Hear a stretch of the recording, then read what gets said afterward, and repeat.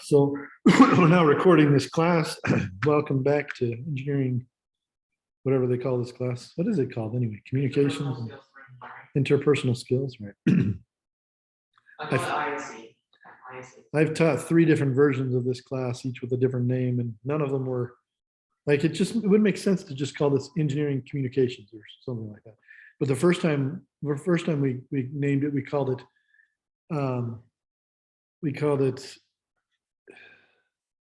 multidisciplinary something. So it was like 5 or 10 compound words. It was just like a mess. And everybody would say, "What are you studying in that class?" We're like, "Well, it's the engineering process." So then we got them to change it to the introduction to the engineering process. And then they stopped doing that one and started doing this one, and they're back to this weird name. So it's like, and these people that design these courses are always these engineering education researchers. I'm like, really, do you have to research education to figure out how to name a class? Because all you've done is made the name of the class absolutely unintelligible. Anyway, so welcome back to interpersonal skills for engineers and people who use too many words. And we are going to talk more about doing presentations today. Last time we talked about how not to give a presentation with our death by PowerPoint or whatever it was.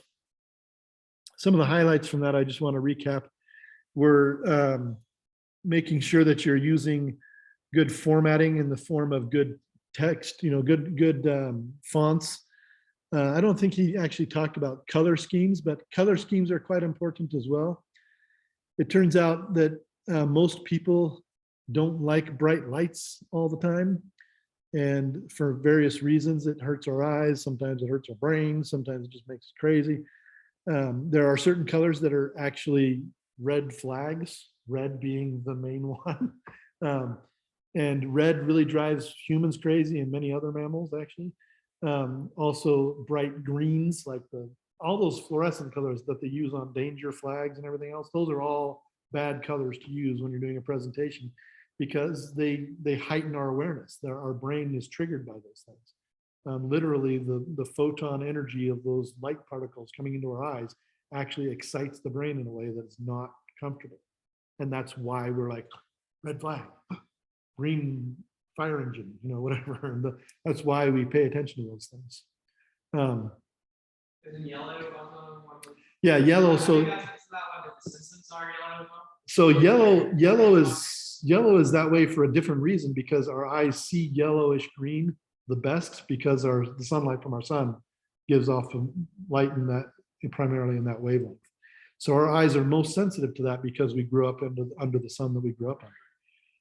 So we can see it very easily. And then if you add other things to it, other hues to it that make it a little more annoying, like the neon colors, and then it just becomes too much for our brains to be happy about.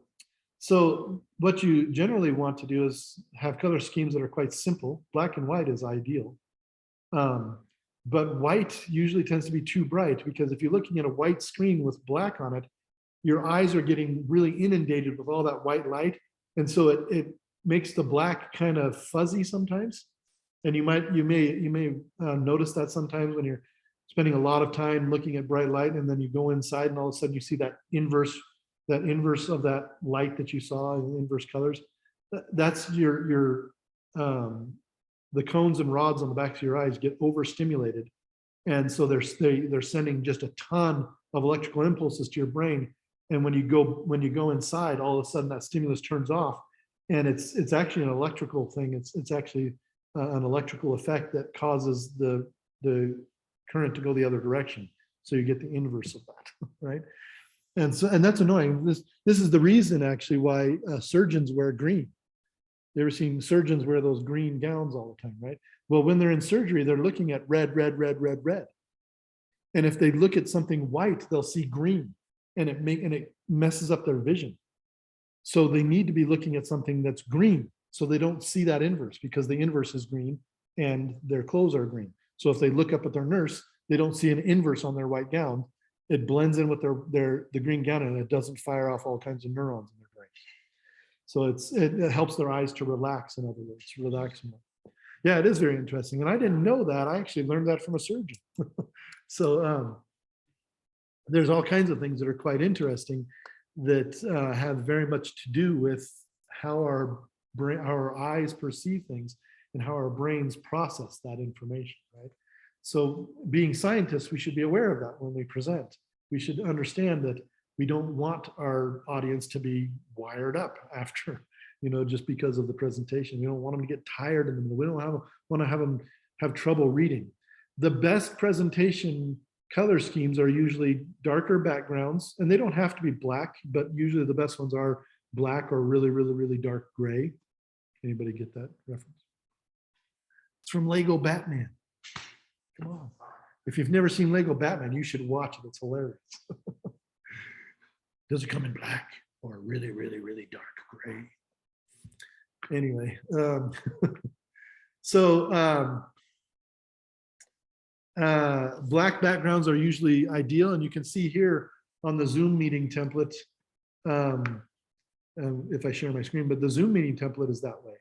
And Zoom does their research. They understand that a dark background with white text is very easy to see. It's not ideal, but it's pretty good. It works pretty well. We also learned about, not to overuse graphs or do things in your presentation that are just pointless. Motion is crazy, all that kind of stuff. It's also just a waste of time. You don't want to waste time on a presentation that's not bringing more information. It's not to say that animation is wrong or bad in a presentation. It can actually be very useful, and we'll see that today. But it shouldn't be overdone. It should be done for a purpose. There should be a reason to it. It should enhance the understanding of the information for the audience, essentially. Or at the very least, it should make something stand out that's supposed to stand out. That's the very dumbest reason to use animation. But the best reason to use it is to enhance the understanding or help people to remember something or help people to see the point of something. And many other things. There's so many other things you can do in presentations. You can show videos in presentations, for example. And sometimes it's a great idea. Sometimes a video is the best way to portray something. But videos come with their own issues. They don't always translate well across the platforms. If you're embedding a YouTube video, for example, if you don't have the newest protocols and softwares and everything all across your platforms you're using, your particular version of Microsoft Excel or Microsoft PowerPoint may not actually mesh very well with the newest version of a YouTube embedded video or an older embedded video code. If you embedded this thing, a year ago into a presentation, and then you're giving the presentation a year later, which happens a lot, then that video code may not be compatible anymore with your updated version of PowerPoint or whatever. So these kinds of things are a problem that you just don't want to mess with sometimes. So sometimes you just have to think, do I want to mess with putting this extra fancy thing in? Is it really giving me what I want? Is it better to just close out of the presentation and go to YouTube real quick? Because it's not as cool and it's not as fancy looking, not as polished, but YouTube pretty much always works. It's a great thing. So lots of things like that when we're presenting, things not to do that we want to just be aware of. Not that we never want to do them, but we need to be careful doing them and do them well when we're presenting. Does anybody have any comments or questions from that video from last time and about things we should or should not do in presentations? Any insights or comments or questions or anything? So you said it's not recommended to use dry colors. What about pastel colors? If you were to use, so it depends on the background, of course. If you have a white background, I would never use a pastel unless you just don't want people to read. If you're using a black background, pastels actually work fairly well. But if there's a reason for using it, that's better, right? Now, when I do a presentation, I actually usually use a dark blue background because that's mostly because I'm a Warriors fan, dark blue. So, and I use a yellow foreground, a kind of a mellow yellow kind of foreground, not a really super bright one, because those two. I don't know. I just choose one that looks good. I kind of play around with the colors and I'm like, that's nice and comfortable to look at. And the reason I do that is because those two colors blend well together. It's a nice, it pulls the letters out well, but it's not crazy. And it looks nice against the background, and the background is relaxing to look at. People tend to be relaxed when it's blue. We always think blue, mellow, kick back kind of thing. It's a nice color, but black works just as well or whatever. But it depends on your background. Sorry, go ahead. Something I think about my represent something you can't describe. I think it's a quote. If you can't describe it to a kindergartner, you don't understand it. Well, that's definitely true. Like that, and you don't know what. So yeah, it's a lot. If you're presenting something, usually it's somebody else or something on topic. Yep. That don't know about it, that aren't specializing. It's your job to translate this information to those people. So if you're a presenter, the people questioning like what's going on, and you're following along perfectly well, and still talking. Yep.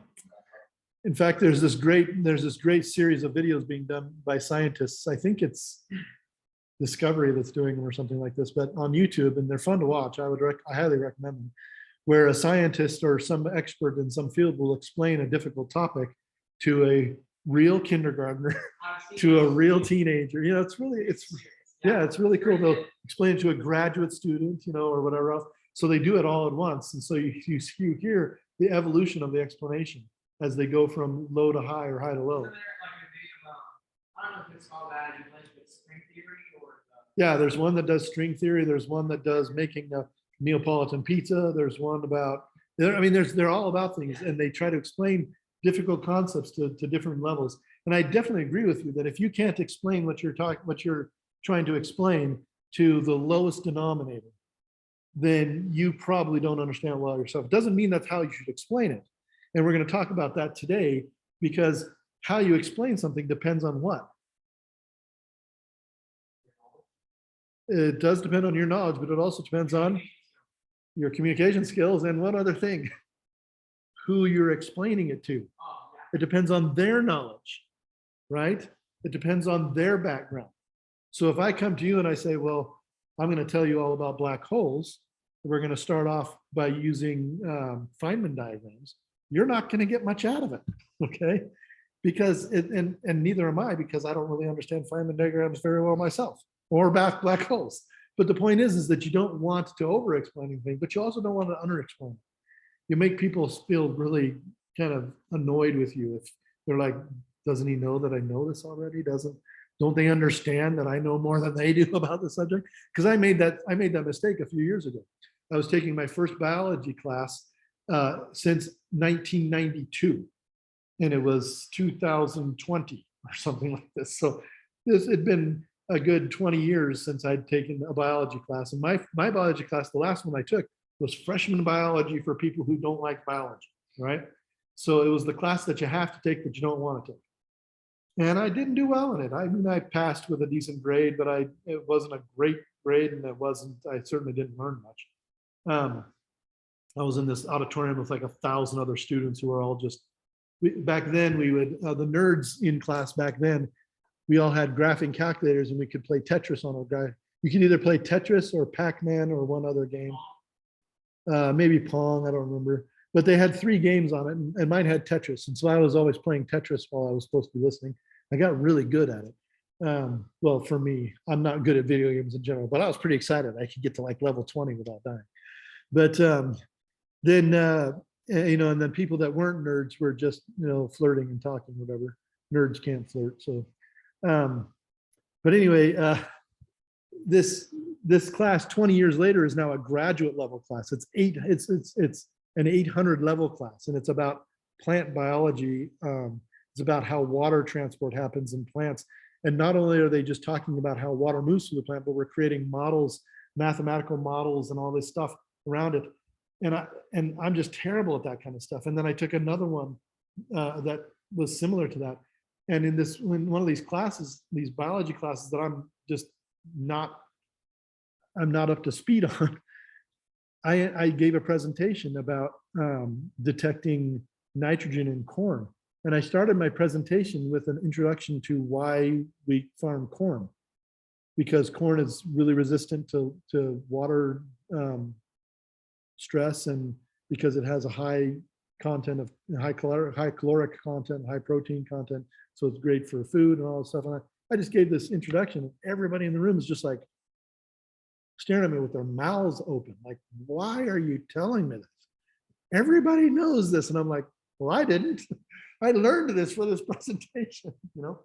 I wasn't paying attention to who I was presenting to. I could have saved some time and a lot of weird looks from my classmates. But anyway,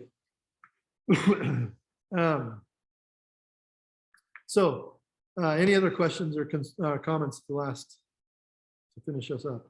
Nolan and Hunter, any questions? No. Okay, did somebody say No. something? No. No and no? Okay. All right, so let's go ahead and go again to our guest instructor for the day. Our guest instructor for today. Nolan, I think you've got your microphone on there. There you go. Thank you. Let's go to our instructor is going to be Steve Jobs today.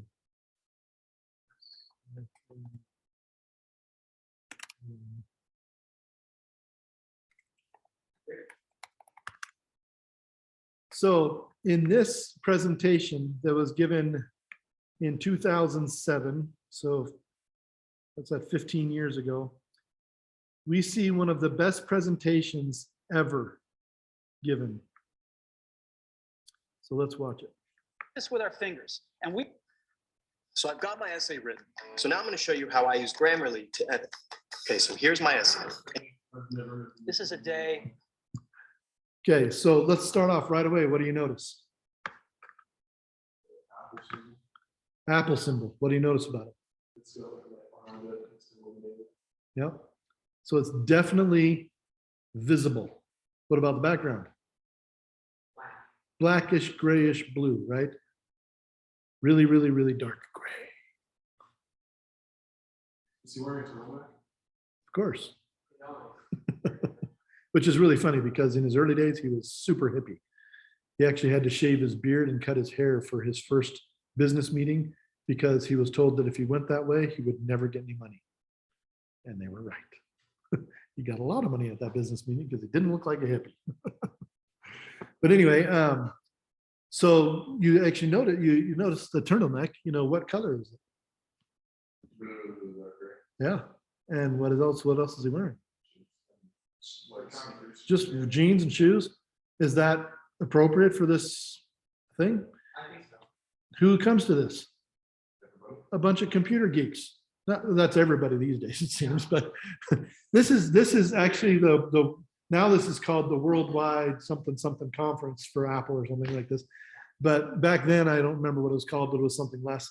But it was essentially a group of developers and computer geeks and nerds, some business people, but mostly just computer geeks and nerds. So like jeans and a turtleneck and a pair of tennis shoes, that's like dressing up for them. They're not in their underwear, So they're not in their underwear in the room by themselves all week for like 7 weeks running.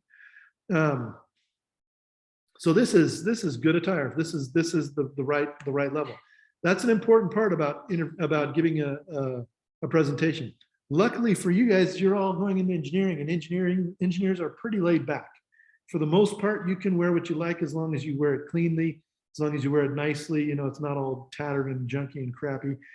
Generally, engineers don't have much. They're not very prejudiced against people wearing different clothing. I've even seen people wear like super hippie kind of things to an engineering conference and present that way, and people were totally fine with it. They're like in sandals, a pair of kind of raggy shorts and a tie-dyed shirt and long hair and a beard, and people are fine with it. If you're an engineer and you're presenting to your community, you probably want to go a little higher level than that. If you're presenting to business investors, you definitely want to change your look and look like the business people that you're presenting to. You want them to think that you're one of them. And if that means cutting your hair, it's worth $100,000 sometimes, if it is to you. That's your decision, I guess. So people do that. And there are people with prejudices like that. You have longer hair, but you keep it clean and you keep it nice. You keep it out of your face and everything else. And so to most people, that's great. That's fine. But to the businessman who's super like anal retentive, they're gonna prejudge you, unfortunately, and that could cost you money. And if you're okay with that, that's fine. If you're not okay with that, you decide what to do. And I'll tell you exactly what most engineers do. An engineer that looks like you, what he does is he hires someone to give the presentation for him because he's like, I'm not cutting my hair. I like my hair, right? Because engineers tend to be the kind of people that don't change their lives for everybody else. They just do things the way they do them.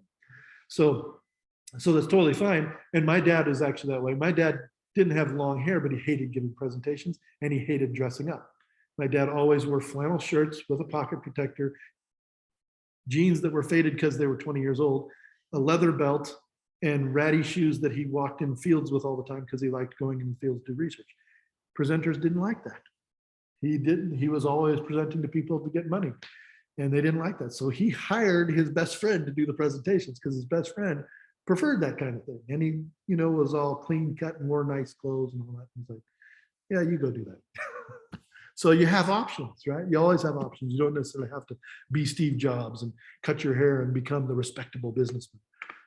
Engineers don't have to be that way. So you're lucky. That's a great thing. This is why I wear shorts to school often, because sometimes people give me grief for that. They say, you're supposed to dress professionally. I said, actually, in the handbook for instructors, it says, dress professionally for your career. And I'm like, engineers don't really have rules about dress codes, so I can wear what I want. All right, so moving on. I've been looking forward to for 2.5 years.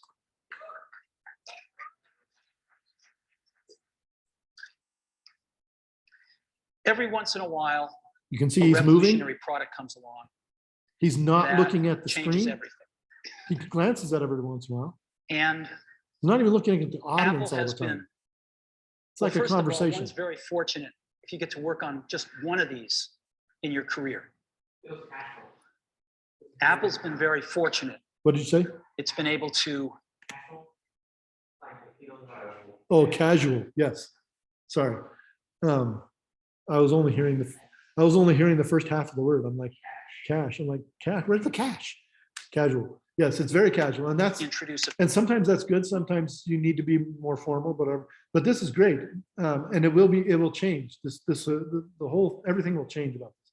But he's definitely having a conversation, and that's important. You don't want it to be a lecture, right? Teachers have a tendency to do this. I do this all the time, where it's just me talking for like 30 minutes straight. And then I look up and everybody's like, right? Nobody wants to listen to that. They want downtime from listening. They want feedback time. They want to participate. They want quiet time. Sometimes just stopping helps, because it lets your brain rest a little bit, right? It feels more like a conversation. A few of these into the world. 1984, we introduced the Macintosh. It didn't just change Apple, it changed the whole computer industry. So notice what's in the foreground of that picture. the mouse and the keyboard. The mouse, particularly. All computers up to that point had a keyboard. All of them had a screen, but only one computer had a mouse. And that's the thing he's trying to emphasize. This picture has a purpose. He doesn't talk about the purpose of this picture. He just says, this was an innovation. This was the first big innovation that I worked on. He said, most people only get to work on one in their lives, if any. And this was the first of many that I got to work on. And he emphasizes the mouse without even saying anything, because subliminal messaging is important in presenting. And also notice this slide, how much text is on it. Except for the hello on the screen. Yeah. There was the hello, and then there's the 1984, and that's it. Simple. Now, most of us aren't going to have that little text on our slides, but oftentimes, more often than not, less is better when it comes to text on the screen. You want to minimize the amount of writing on the screen to the absolute essentials to get the ideas and the information to your audience, and then do the rest with your voice or with participation or with some other thing.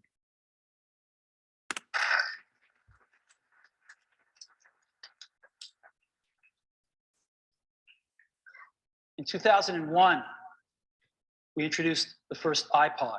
Any of you remember that one? And it didn't just change the way we all listen to music. It changed the entire music industry. Notice that his words are also following the So same your pattern. brother told us about Right. your Avengers party. He's talking about Yeah. not just Yes. changing music, but changing the entire music, industry. Well, not just changing computers, but changing today- how we can use computers, right? We're introducing 3 revolutionary products of this class. The first one Pay attention to the animation here. is a widescreen iPod with touch controls.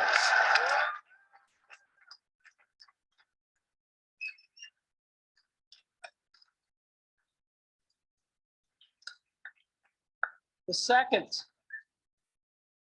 is a revolutionary mobile phone. Please work in the crowd. You probably won't do that much in your engineering, presentations. Not going to get much And the applause in the third middle here like this. is a breakthrough internet communications device. So, What's that? 3 things. A widescreen So, no, they didn't unveil Safari here. I guess I was on internet. So no, they actually called their internet engine Safari back then, and that is the symbol that they use for Safari. But this is not where they introduced it. This is why I'm asking you to pay attention to the animation, because this is where this presentation reaches its peak. This is the best part of this presentation as far as the slides go, right here. iPod with touch controls, a revolutionary mobile phone, and a breakthrough internet communications device. An iPod, a phone, and an internet communicator. What's he doing An here? iPod, a phone. You getting it? So what did he do with his animation? Why did he animate it the way he did? First, it was like something comes up like it's coming through curtains, right? He was using curtains opening, something coming up to the front of the stage. Curtains opening, coming up to the front. That's what we usually think of when we think of presenting something. We're unveiling something and we're going to present it to you. He was doing the traditional presentation, making it look like a movie premiere or something. We have these 3 things coming out. What does he do with this part of the presentation? Showing it off. Why? When you make a cube or one single thing with those 3 characteristics, that means that those 3 are going to be in the phone. Right? It's all one It's thing. all one thing. It's not 3 different things. Yeah. He specifically said it was 3 things. And then he's telling them, oh, this is all the same thing. Right? And is that revolutionary? No. The smartphones, quote unquote, smartphones of the time could all access the internet. They could all play music, and some of them, most of them could play videos of some kind. And they were all phones. So what he's really doing here is he's playing the audience. He's making them think that he's doing something absolutely new and crazy. It turns out that he was. But he couldn't just say, well, I'm going to make a cell phone that plays music and accesses the internet, because all phones did that at that point. So many phones did that. In fact, even flip phones could do that. What was the difference? Those other phones, it was really awkward to use the internet. They had specific websites that you could go to and others that you couldn't. If you wanted a website to be available for a mobile phone, you had to create a separate website and label it as a mobile website. Instead of www, it was called M. So instead of www.youtube, it was m.youtube. And it was a cut down version. Everything was low resolution. Everything was simplified. Didn't have the capabilities that the full website had. And it was amazing when a phone came out at that time that had the ability to access most full websites. And you had to pay a lot of money for it. And it was still terrible. And there's so many other things that he did that are different with the iPhone that weren't available on other phones, standard or even available in any way. But yet he's making it sound like this is something absolutely new, and he did it just using animation. They were yelling and laughing and they're like, we're in on the joke, we totally get it, right? And not only that, but he goes further with the joke. These are not 3 separate devices. This is one device.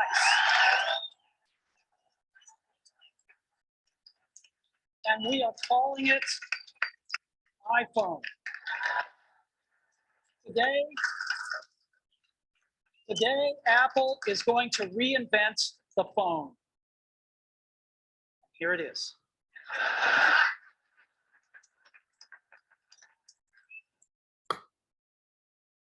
People undervalue the importance of humor in presentations.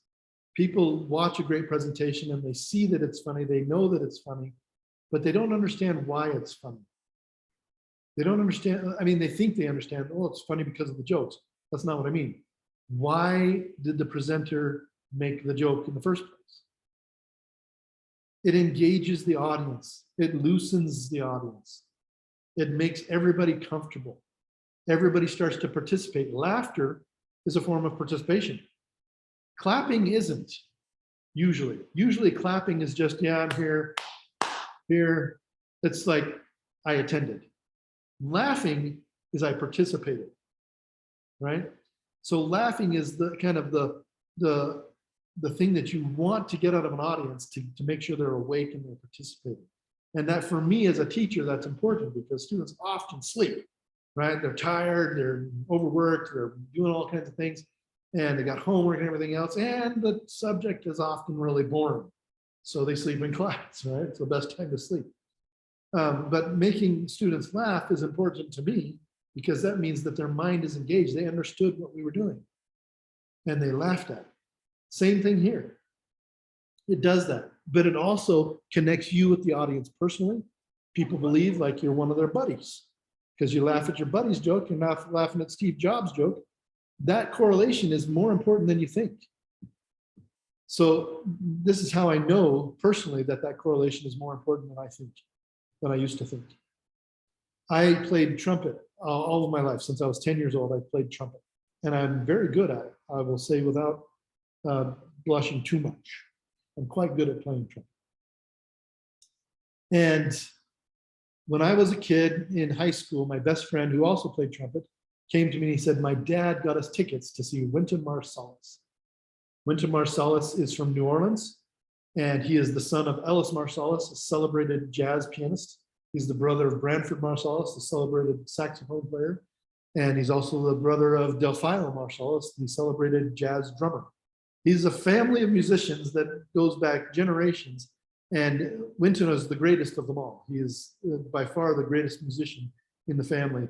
And he's one of the greatest jazz musicians to have ever lived.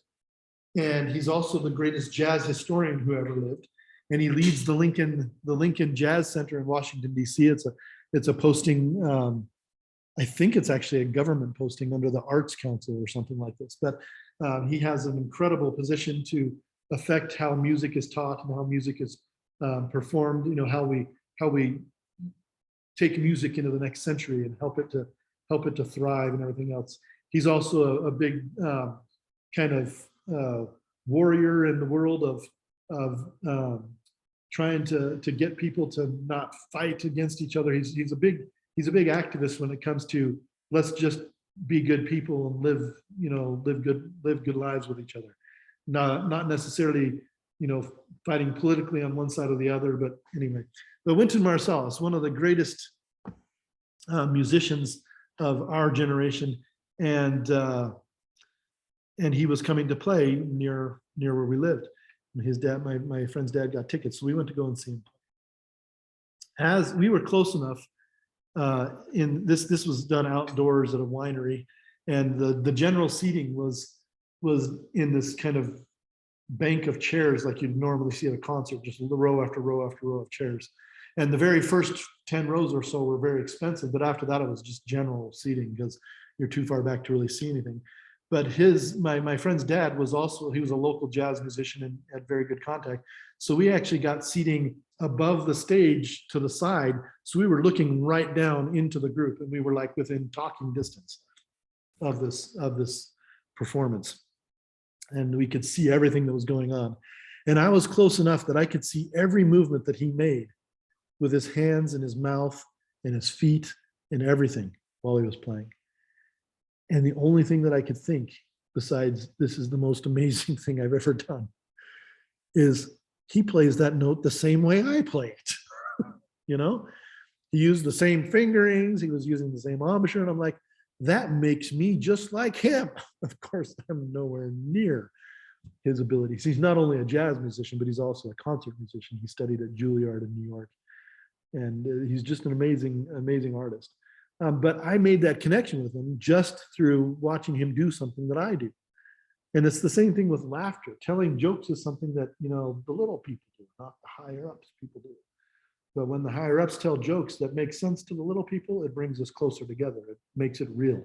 It makes the people who are watching the presentation feel like they're not just little people, and it makes the people giving the presentation feel more human and less godlike or whatever, right? So.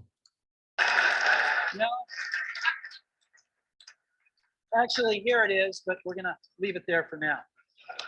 So There's something else he did. He actually whipped it out of his before we pocket. get into it, And that's interesting coming up with. let me talk about a category of things. The most advanced phones are called smartphones, so they say. And they typically combine a phone plus some email capability, plus they say it's the internet, sort of the baby internet into one device, and they all have these plastic little keyboards on them. And the problem is that Do you guys know why it's called a QWERTY keyboard? Just QWERTY, it's the style, there's different style countries. That's Because it's the first first seven or six keys in the upper left of the keyboard. So if you start going from left to right, you spell out QWERTY. I didn't know that until I watched. I didn't know that until I watched this video, and I'm like, I never even heard the term. I'd never heard the term QWERTY before. I'm like, what is QWERTY? And so I'm like thinking about it and trying to figure it out, and I just couldn't like figure it out. And I'm like, why do they call it a QWERTY keyboard? I thought it was some word I'd never heard before, and then I looked it up somewhere or something, or I asked somebody, and they're like, "What? You never heard that?" I'm like, "No, I don't think I've ever heard that." The first time I ever saw that lorem ipsum text, yeah, the first time I saw that, I had the same thing. I'm like, who wrote this? What is this? I'm not very social. I don't talk with people about, I don't go and talk with people a lot. Most of my information comes from reading, and you know, whoever wrote a book about lorem ipsum. What's the one? Yeah, thanks. I'm not the only one. Whenever people make like a document, but they don't want to actually write anything in it, they're just making like a template or something. So this is my template for how to do your homework, how to do an It's essay. not only a template, but also simulates how a normal text would look like. It's Yeah. not like it's just normal words. Right. It actually simulates how the English language would look. Yeah. in that text. So what they'll do is they'll put in this text that's computer generated, that if you look at it just quickly, it looks like a language, and it looks like it's been written Is it normally. What's that? Isn't it Latin? I don't know. I have no idea, but it looks like this. And the first two words are always lorem ipsum. I don't know if it's Latin or A not. lot of web developers use that one Yeah. in order to preview how their text is going to look. Yeah, it just gives you some filler text, and you can just download it. Actually, I think in Word, if you actually start typing lorem ipsum, It gives you the whole It thing. gives you the whole thing. I don't know. So anyway, that's kind of funny. they're Let's move on. not so smart and they're not so easy to use. So if you kind of make a, business school 101 Great graph with right the here. smart axis and the Very simple easy to graph. use axis. Phones, regular cell phones are kind of right there. They're not so smart and they're, not so easy to use. But smartphones are definitely a little smarter, but they actually are harder to use. They're really complicated. Just for the basic stuff, people have a hard time figuring out how to use them. Well, we don't want to do either one of these things. What we want to do is make a leapfrog product that is way smarter than any mobile device has ever been and super easy to use. This is what iPhone is, okay? So we're going to reinvent the phone. Now, we're going to start with a revolutionary user interface. Is the result of years of research and development. And of course, it's an interplay of hardware and software. Now, So again, very simple animations, very simple slides. It makes it easy to follow, easy to remember. Why do we need a revolutionary user interface? I mean, here's 4 smartphones, right? Motorola Q, the BlackBerry, Palm Treo, Nokia E62, the usual suspects. And what's wrong with their user interfaces? Well, the problem with them is really sort of in the bottom 40 there. It's this stuff right here. They all have these keyboards that are there whether you need them or not to be there. And they all have these control buttons that are fixed in plastic and are the same for every application. Well, every application wants a slightly different user interface, a slightly optimized set of buttons just for it. And what happens if you think of a great idea 6 months from now? You can't run around and add a button to these things. They're already shipped. So what do? It doesn't work because the buttons and the controls can't change. They can't change for each application, and they can't change down the road if you think of another great idea you want to add to this product. Well, how do you solve this? It turns out we have solved it. We solved it in computers 20 years ago. We solved it with a bitmap screen that could display anything we want, put any user interface up, and a pointing device. We solved it with the mouse, right? We solved this problem. So how are we going to take this to a mobile device? Well, what we're going to do is get rid of all these buttons and just make a giant screen. A giant screen. That's giant in those days. How are we going to communicate this? We don't want to carry around That's the like mouse, 2 inches right? by 3 So what are we going inches. to do? Oh, a stylus, right? We're going to use a stylus. No.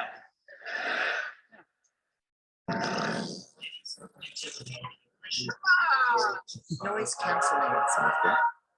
Who wants a stylus? Yeah. You have to get them and put them away. You lose them. Yuck. Nobody wants a stylus. So let's not use a stylus. We're going to use the best pointing device in the world. We're going to use a pointing device that we're all born with. We're born with 10 of them. We're going to use our fingers. We're going to touch this with our fingers. And we have invented a new technology called multi-touch. So believe it or not, getting to this point technologically was very difficult. There are many different ways of trying to make touch screens that failed. It started in the 70s, 60s, and it took all the way until the 2000s to finally get it right. And it wasn't just software, it wasn't just hardware that did it in the end. They thought that it was just going to be a purely hardware thing. We just got to get the hardware right. But the problem is that your finger is not a pointer. It's a pad, and it's a different size pad for everybody. And everybody touches things differently. So sometimes some people touch with more of the side of their finger, some people more with the fingertip or the fingernail or some other thing. Some people have big old fat fingers, some people have tiny little dainty fingers, but they needed to make it work for everything. So on the hardware side, they were actually able to take advantage of something that's already built into the screens. The screens are already electrical microchips, and they already change when you bring something near them. And they spent a lot of time trying to make them not change when you brought something near them, so that when something came near them, the screen wouldn't actually change. But then they'd realize that they could take advantage of that and say, well, as those chips are changing, we can detect where the finger is. And then we can map out the entire finger and say, that's the middle of the finger. That's most likely what they're trying to touch. But that didn't work, because some people touch and they think they're touching something, and they're actually, the middle of their finger is actually somewhere else. So they figured out a way to do that as well. They said, well, when you start your phone, we want you to press this button, hit these little X's on the computer. You ever done that on your phone? Where it's like, here's an X, push it. Here's an X, push it. When you first open a phone, they do that with, you've done with tablets, because that's what they did next, is they actually calibrated the phone for your fingers, because you think you're hitting this, but your finger's off a little bit. And you do that several times, and it essentially learned how to work with your fingers. And if you ever used one of these older phones with somebody else's phone, it actually didn't work as well as your phone, right? People thought that was a hardware issue. It was actually a software learning issue. It just didn't know your fingers, right? And then they've improved it even more now. And I don't know all the details about how they've improved it, but now you don't actually have to do that on your phones as much or anymore in many cases. You just buy a phone and you're done, and it just learns what you're trying to do. It learns essentially through an AI process. So anyway, moving on. Which is phenomenal. It works like magic. You don't need a stylus. It's far more accurate than any touch display that's ever been shipped. It ignores unintended touches. It's super smart. You can do multi-finger gestures on it. And boy, have we patented it. That's the secret to Apple's success. Yep. Apple filed more patents from the 1990s to the 2000 till today, probably, than probably any other company in history combined. You know, they filed so many patents for this thing, and we're not talking about patenting just hardware. They patented ideas. They came up with an idea and they're like, that's a good idea, we might use it, patent it.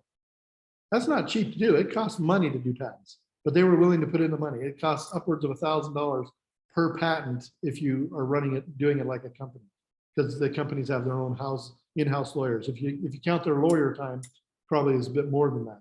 But they have millions of patents. So we're talking billions of dollars they spent just on patents, right? And that's what came, and one of the things that they patented most is just the ideas of how this worked.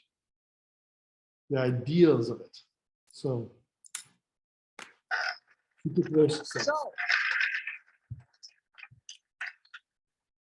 We've been very lucky to have brought a few revolutionary user interfaces to the market in our time. So we've heard this before. First was the mouse. The second was the click wheel. And now we're going to bring multi-touch to the market. I thought I was going to say the finger. And each of these revolutionary user interfaces has made possible What's a that? revolutionary product. The Mac, Yeah, but the when it first came iPod, out, it was pretty and cool. now the It was iPhone. annoying, but it was good. So, a revolutionary user interface. We're going to build. So the click wheel was the thing that the original iPod used to navigate its interface. So it had, and so the first click wheel was actually a set of buttons around a thing, and the inside actually rotated, I think. That was the click wheel. I thought the click wheel was like a ball mouse, but Oh, no, it no, was on top. no, it's not. So the click wheel is actually from the iPod. So the click wheel on the first iPod that they showed earlier had a series of buttons surrounding a little wheel, and then the wheel allowed you to turn up and down. Yeah. That's cool. Yeah. You have to twist. So you put your finger on it and it would mechanically move, and then you could click. You could push on it and it would, you'd push the button in the middle and it would click. So it would scroll you through menus, essentially. You scroll up and down So menus. you already have to scroll yourself. So you rolled the click wheel around, and did the scrolling, and then you push the button to select. The next click wheel was just touch. You would just touch it and slide your finger around it, and that would scroll up and down, and then you would push the button in the middle to select. And then there was one other version, the latest version of it was actually just a screen that had a little click wheel, and that one didn't last. No, it wasn't a screen. It was on.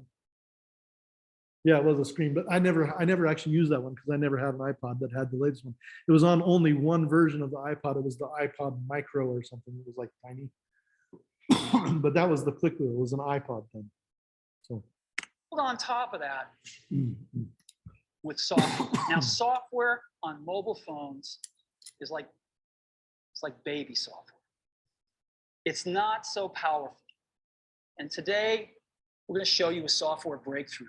Software that's at least 5 years ahead of what's on any other phone. Now, how do we do this? Well, we start with a strong foundation. iPhone runs OS 10.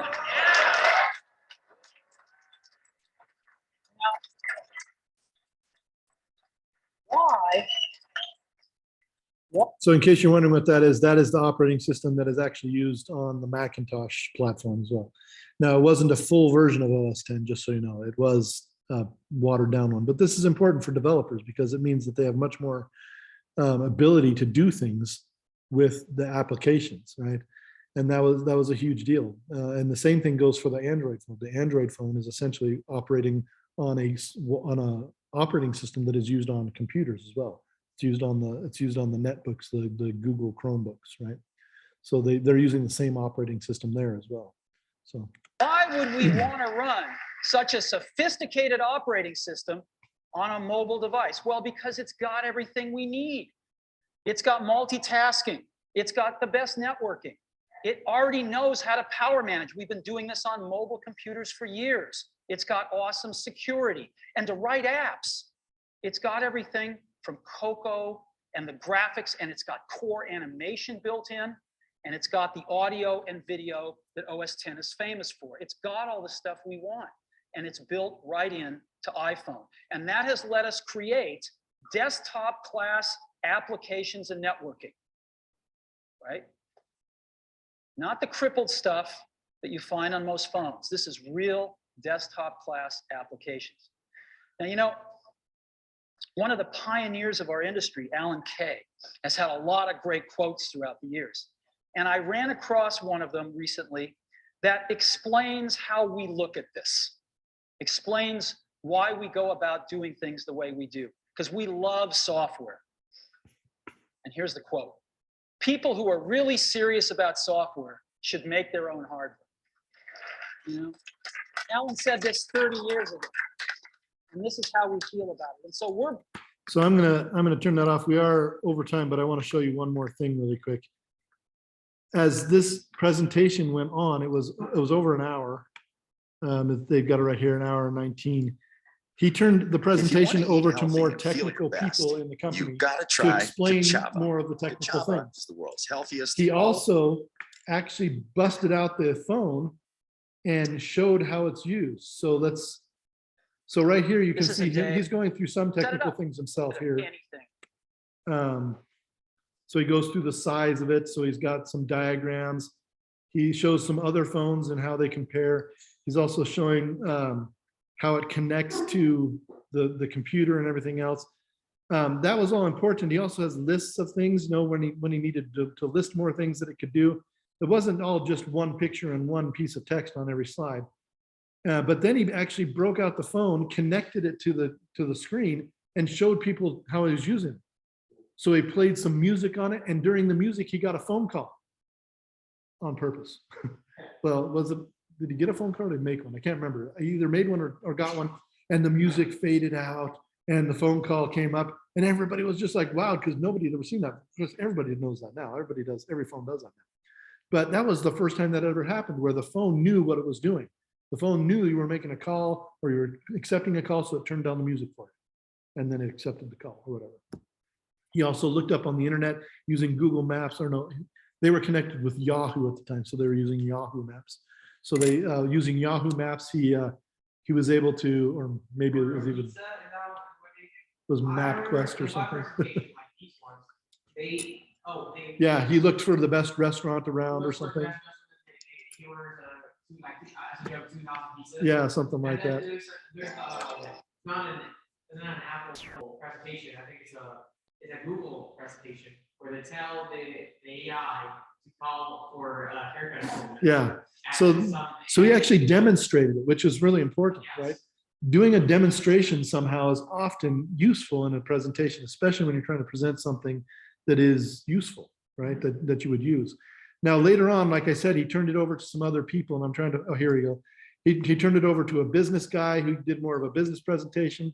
He turned it over to a technical guy that did a more technical presentation. And you can see the slides change and the kind of the nature of the interaction with the audience changed. And that's important because a more technical thing has a different feel. A more technical presentation has a different feel than we're presenting this new thing marketing presentation has, right?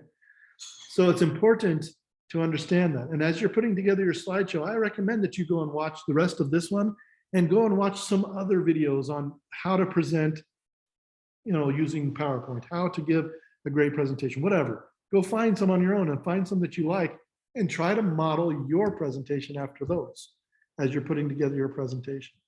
So we're done for today. I apologize for going over again. I do that a lot. But you have the weekend to keep working on your presentation. When was the thing due for the rough draft? That's tonight. So your rough outline is due tonight. I don't care what format that's in. I just kind of want to see what are the topics you plan on presenting on, and each topic should have 1 or 2 slides associated with it, usually not more than that.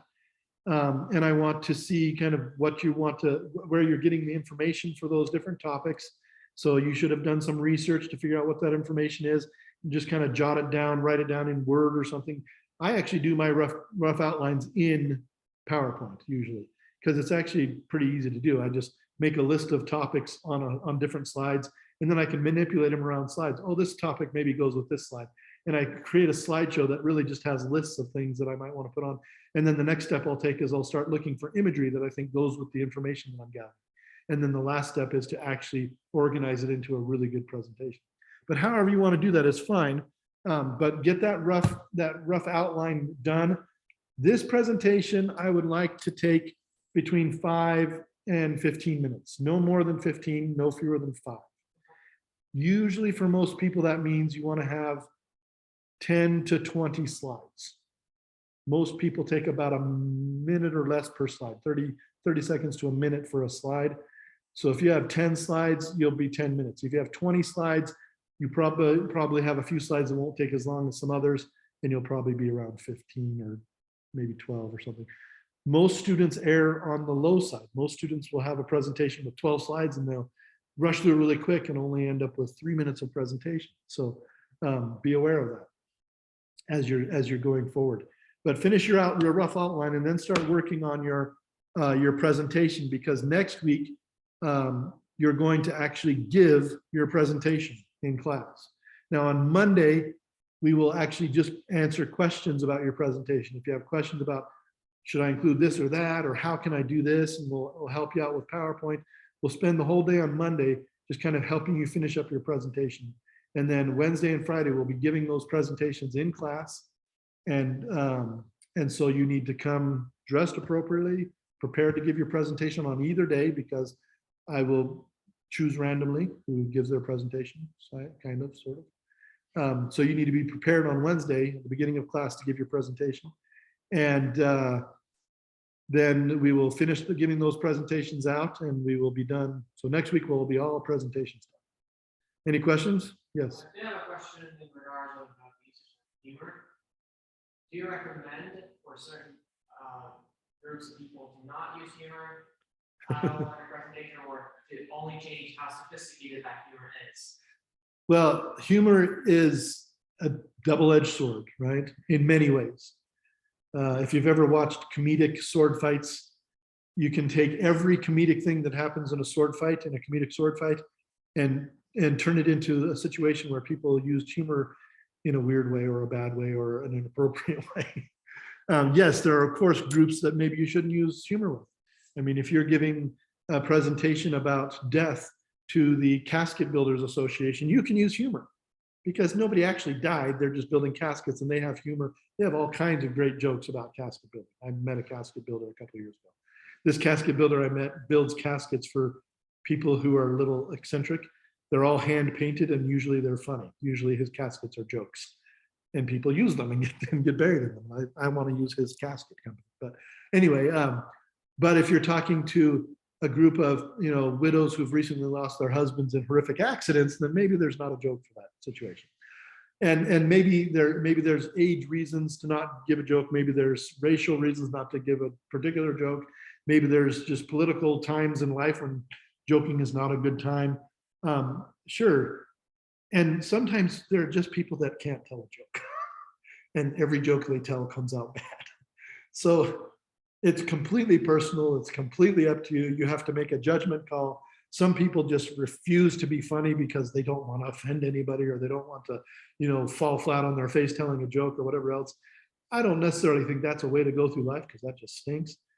But but you also don't even have to tell a joke to be funny. You can just have humor built into how you're giving a presentation. Like the stick that I used that I told you about. There was no joke that went with that, and I didn't really make any humor about it. I just behaved goofy for the whole presentation. So however you engage the audience, it's not a matter of how you do it really. It's a matter that you do engage the audience. If you want to use humor as part of your engagement process, if that's natural for you, I highly encourage. If it's something you find difficult to do, if you've fallen flat on your face telling jokes a lot, maybe not. I can give you one more example if you're willing to stay. I have a very good friend of mine that I was in college with, and he was one of those people that you meet and you're just like, I hate you. You're too nice, and you're too beautiful. I mean, he was like 6'4", quarterback of his football team in high school, like wavy blonde hair that like was perfect all the time. And not only that, but he was really smart and really nice. And he had this wife that was like a supermodel. You're like, are you kidding me? You can't be like the smartest physics guy and the nicest guy and the best looking guy and have a beautiful wife and all this stuff. I'm like, I swear his kids are probably superheroes or something. But anyway, I haven't actually talked to him in years, but great guy. And I took a lot of classes with him. And he was a funny guy too. He was humorous and everything else. But he stood up at our physics club meeting once, and he told a joke about, well, essentially what it came down to is making fun of people in certain states for having incestuous relationships. Okay. I'm not saying anything else about this joke, but it was in very poor taste, especially considering you're at a university where there's a lot of people from a lot of different places. You have no idea where people are from or where their families are from. And it fell flat on its face. People are like, I hope nobody here is from there. And I'm just like, oh man, you should not tell jokes anymore until you figure this out. You know, it's not good. And I've told my fair share of jokes that probably I could have done better with, should have done better with. But the worst thing that I ever did to try to incite humor and fell flat on my face with is we used to have this science guy that came to my school and did science demonstrations for us. And he was from the local laboratory, big physics laboratory in town. My dad worked there too. But he would do this stuff with liquid nitrogen where he'd freeze things and smash them and do all this fun stuff. And then the last thing, and he's wearing gloves the whole time he was doing this. So the last thing he did is he dipped his thumb in the liquid nitrogen. And he held it in the liquid nitrogen. It's bubbling away and steaming away. And then he pulls it out, puts it on the table and smashes his thumb with a hammer. And his thumb just shattered into a million pieces and went flying around. I mean, I got some of it in my hair. And everybody just went, ah! And then he pulls his glove off and his thumb's just fine. And he'd stuffed a hot dog in the thumb. And so I always thought, man, when I grow up, I'm going to do that. And so I started doing it. And I was greatly successful many times. But usually it was on a stage where people couldn't actually see up close what was happening. I was like kind of separated from my audience. And so one time I did it at an elementary school where I was sitting at a table and kids were sitting all around me, right next to me, like looking right at me. And so I did this thing and I smashed it. Everybody started screaming and crying and running away. And I'm like, I didn't have time to pull the glove off and say, ta-da, you know, I'm just like, and all the moms came yelling at me, what are you doing about kid? You're smashing your thumb. And there's just this mush of like flesh colored stuff on the table with my hammer. And I'm just like, and afterwards I couldn't stop laughing about it, but I certainly traumatized a few kids that day and got a few helicopter moms really mad. So anyway, be careful. Presentation that the CEO, ex-CEO of Microsoft did with the Xbox One. No, I've seen the one where he released 2000, when he released Windows Millennium or something like this. And Is that the developers? Developers. No, that's the one. That's the one where he's saying we've started over. We've rebuilt Windows from the ground up, and it's the most stable of all time. And then it crashed right in the middle of it. Okay. No. He's like saying it's the most stable of all time, and it was blue screen of death, blinking cursor, and he's just like, crap. And that was Bill Gates. Okay. No. No. Ex-CEO of Microsoft. Something with the Xbox One was just like flaw at the beginning. Yeah. A bunch of wrong decisions. Yeah. New CEO changed a lot of it. Yeah. But he was like on stage, he was trying to get like everybody like into it. And there's just like a 30-second clip of him just going, he's like all sweaty in the face, he's wearing a suit, he just looks like a mad, he just going, developers, like screaming this on stage. Well, Steve Jobs had a really funny one too. When he did the, I don't remember what presentation it was. I think it was for OS 10 actually. when they first made OS 10, because OS 10 they built from the ground up on Unix, and so it was super stable, and they were super excited about it. And in the middle of his presentation, the presentation just froze, and he's like, "What's wrong with this? Because this has never happened." And of course, he didn't want to be embarrassed. He was fighting with Bill Gates, who had been embarrassed. And so he goes into his computer and he goes to his computer tech guy, and his computer tech guy said, "There's too many nerds in the audience." And he's like, "What?" He's like, "Everybody in this room has created a personal wireless network," and then overloaded the entire wireless system of the convention center. So the convention center wireless system just shut down. It just died. Because every person with their own laptop had created a personal wireless network, and so it just killed the system. It was hilarious. They had to shut it down for like 2 hours to like restart some things and go in and fix some things. Start it again later, and they're like, "Okay, nobody turn on your wireless networks. This is not your living room." Hardware can't handle it. It was super funny. So, we're done. Sorry. I didn't mean to go so far over there. Our Zoom people have already left, so.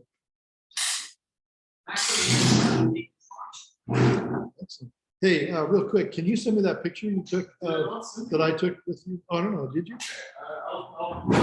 I didn't actually check. I look super bad, man. It's pretty bad. Well, if you don't, you can always doctor it up and then send it to me. There's no document for this. You can give yourself a 3-foot like Viking beard, fork it and braid it. What's your schooling? Daily J, Daily J. I'm going D- J. DAILYJ@mpcc.edu. What kind of phone do you have? Is it an Android phone?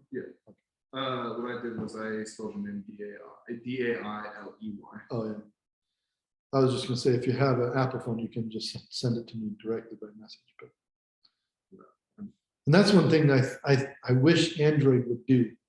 Android should have in their messaging app, it should be able to send and receive directly from email. Because there are enough people still using email enough that, or at least send and receive directly from computers. But I don't think they've done, have they done that yet? I don't think so. You don't think so? There's like so many ways to send images and stuff. And I'm not like a huge computer nerd, so I wouldn't know. No, I just wish it would built into the messaging app, because on an Apple phone or a tablet or a computer or whatever, when you send and receive text, it goes to the built-in messaging app, just like it does on any device. But that built-in messaging app, you can put in phone numbers, or you can put in emails, or you can put anything as long as the other user is Apple using that same app. And I think that Apple and Android should get together and use the same app, or decide on a similar one, so that if you send me a message, I get it on my phone and my computer and my iPad or whatever else. I do have a messages app in my computer that is synced to mine. So you connected it to So Windows and Android have an app called Link Your Phone. That's the name. Link your phone. Link Maybe I Your can Phone, use and you that. can actually use Android apps in Windows. Okay. It's only in Windows 11. Okay. So you have to be in Windows 11. So yeah, you're basically. you actually can use it in Windows 10, but you actually have to download the Older version or something. No, the Link Your Phone app from the Windows Store, from the Microsoft Store. I tried using that. It was. And Windows 11 works a lot better than it Great. did in. Yeah. You can actually emulate, so you can share screen live of your phone to your computer. So you can actually use it. You know, it was on super your funny. computer. When the iPhone first came out, I wasn't interested in having a phone, but I did actually buy the iPod Touch, which was essentially it was the same as the iPhone. It's the same size and everything else. And it actually had the same chipboard on it, but it didn't have any of the phone hardware, and it had the phone chips disabled in the phone. Mm-hmm. So it had everything in it, just like the phone. And one of the features of that, and I don't know if you can still do this, but one of the features of that was that you could actually link it to any Apple computer within Wi-Fi connection, and you could actually control the mouse using the phone, using your phone or your iPod.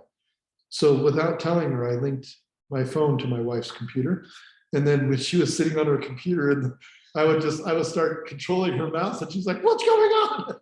I did this for like 15 minutes. I would stop for a while and she would work again and then I would change something. She'd go to save and I'd press print or something. It was one of the best things ever. I was just sitting there and it was the hardest thing not to laugh. I got to the point where I couldn't keep myself from laughing. So I went into the bathroom that was off from the family room so that I could keep doing it and hear her get frustrated. It was so awesome. The best moment of my life. When I finally told her, she was so mad. Oh, it was hilarious. So, see you guys later.